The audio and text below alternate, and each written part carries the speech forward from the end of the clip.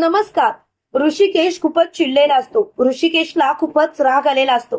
घरामध्ये CCTV footage दाखवत तो सौमित्रवरती धावत जात असतो, त्याला मारत असतो.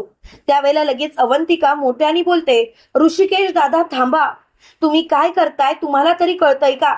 तेव्हा लगेच ऋषिकेश बोलतो, अवंतिका मध्ये पडू नकोस. खरं सांगायचं तर यांनी यांनी स्वतः नानांना किडनॅप केलं आणि कोर्टामध्ये असं दाखवलं की यांनी काही केलंच नाही. मला तर या माणसाची लाज वाटते, स्वतःचा भाऊ बनवून घ्यायची लाज वाटते. तेव्हा लगेच सौमित्र बोलतो, दादा बस.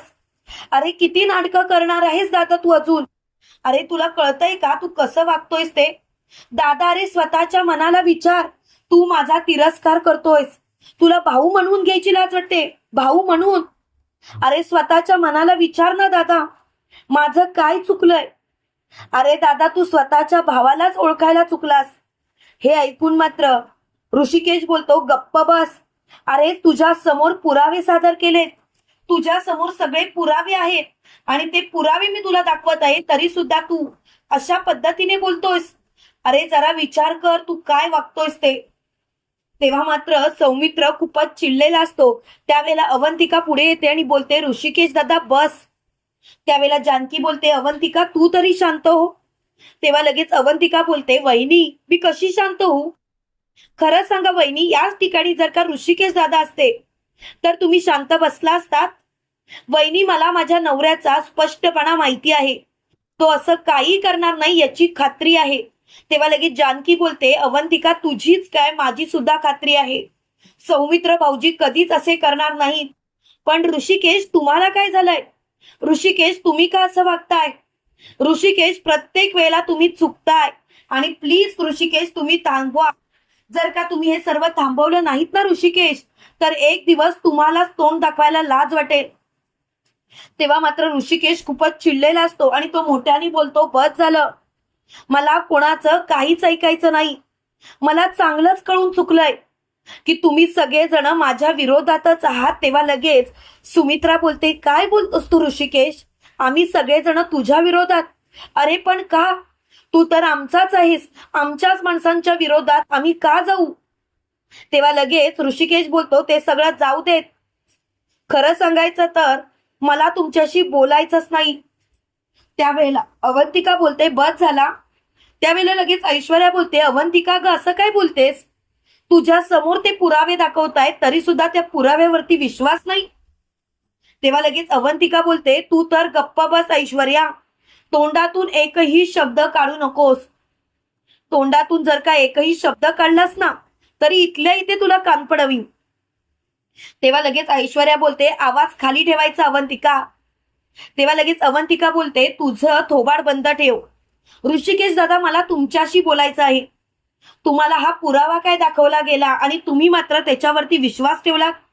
तुमच्या समोर तुमचा भाऊ तोंडातून एकही शब्द काढत नाही, तुम्ही त्याला त्याची बाजू मांडून देत नाही आणि तुम्ही मात्र स्वतःच तेच खरं करताय.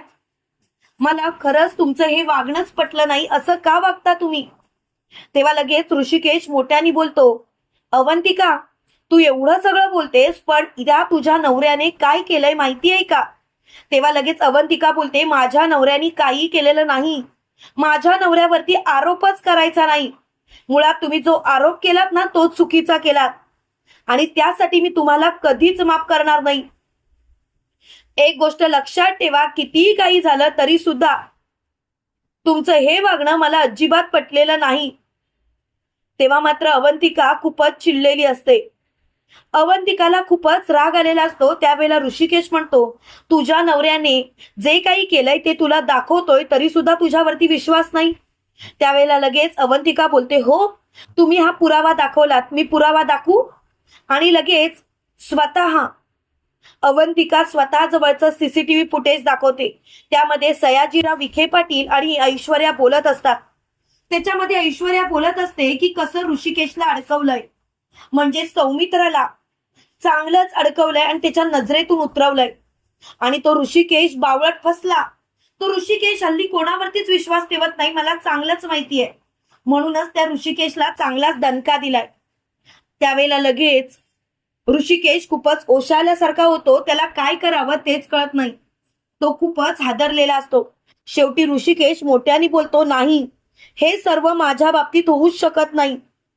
मुळात हे सर्व माझ्या बाबतीत व्हायची गरजच नाही. तेव्हा मात्र मोठ्याने अवंतिका बोलते, का काय ना ऋषिकेश दादा, प्रत्येक वेळेला सीसीटीव्ही फुटेज बरोबर असतं असं नाही ना.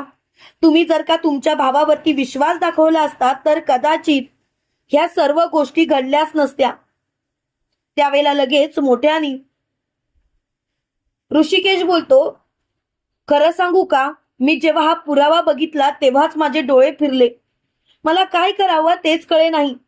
म्हणून तर कदाचित मी असं वागलो असेल, पण प्लीज माझ्यावरती विश्वास ठेवा. तेव्हा लगेच मोठ्याने अवंतिका बोलते, विश्वास तर मी तुमच्यावरती कधीच ठेवू शकत नाही.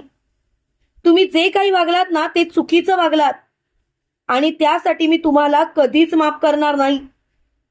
आता तर तुम्ही गप्पच बसा आणि माझ्याशी नाही बोललात तर बरं होईल. तेव्हा मात्र मोठ्याने जानकी बोलते, बघितलं ऋषिकेश, शेवटी तोंड कशी आपटलात ना. ऋषिकेश, मी तुम्हाला हेच सांगण्याचा प्रयत्न करत होते, स्वतःला सावरा ऋषिकेश, पण नाही, तुम्ही मात्र स्वतःला सावरतच नाही. ऋषिकेश, तुमचं हे वागणं खूपच चुकीचं आहे आणि त्यासाठी मी तुम्हाला कधीच माफ करणार नाही. त्यावेळेला लगेच ऋषिकेश बोलतो, जानकी प्लीज माझ्याशी असं नको ना बोलूस. जानकी, माझं चुकलं, मी तुझी माफी मागतो. तेव्हा लगेच जानकी बोलते, माफी मागायची गरजच नाही ऋषिकेश, तुम्ही जे केलत ना ते माफ करण्याच्या लायकीच नाही. ऋषिकेश, कुठे गेला तो भाऊ ज्याचा स्वतःपेक्षाही जास्त आपल्या भावांवरती विश्वास होता? कुठे गेला तो भाऊ ज्याला आपल्या भावाला कुणी मारलं, कुणी जर का त्याच्या केसाला जरी धक्का लावला तरी सुद्धा त्याला राग व्हायचा, तो त्याला सोडायचा नाही. आणि आज मात्र सौमित्र भाऊजींना तुम्ही स्वतः मारलात. ऋषिकेश, तुम्ही असं कसं काय वागायला लागलात? जेव्हापासून तुम्हाला कळालं ऋषिकेश तुम्ही सावत्र आहात, तेव्हापासून तुम्ही असं वागायला लागलाय. ऋषिकेश, खरं म्हणायला गेलं तर मला तुमचं हे वागणंच पटत नाही. प्रत्येक वेळेला तुम्ही जर का घरच्यांवरतीच आरोप करत गेलात तर ऋषिकेश कसं होईल? तेव्हा लगेच ऋषिकेश सौमित्राच्या जवळ जातो आणि त्याच्या पायाशी बसतो आणि म्हणतो, सौमित्र, मला माफ कर, माझं चुकलं सौमित्र, मला माफ कर. तेव्हा सौमित्र बोलतो, अजिबात नाही दादा, तू आज माझ्या मनाला दुखवलंस. दादा, खरं सांगू का, आज मला खूप वाईट वाटतंय.